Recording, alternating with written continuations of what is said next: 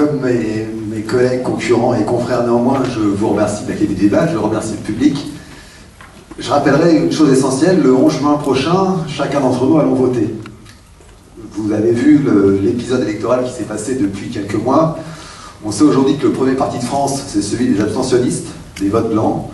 Je vous invite, quand vous allez voter, à voter pour des parcours, pour des hommes ou pour des femmes, et non pas voter pour des partis.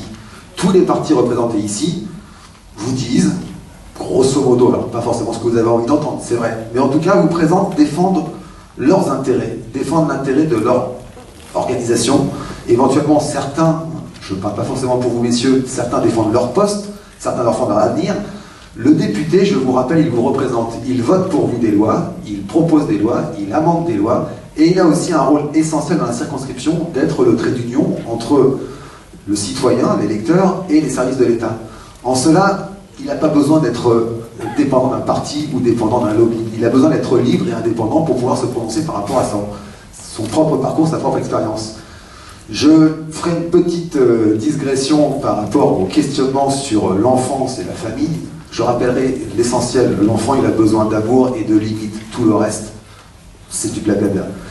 La dernière chose que je tiens à mettre en avant, c'est que le libre choix de vote est capital parce que demain, nous reconduirons un système qui a fait faillite. Nous avons vu arriver En Marche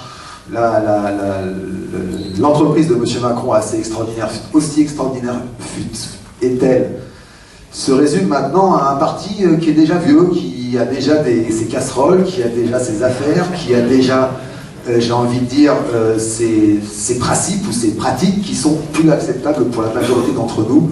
Pensez que le premier parti de France aujourd'hui, c'est l'abstentionniste. Il faut qu'on retrouve la confiance, il faut qu'on retrouve la confiance en nos élus.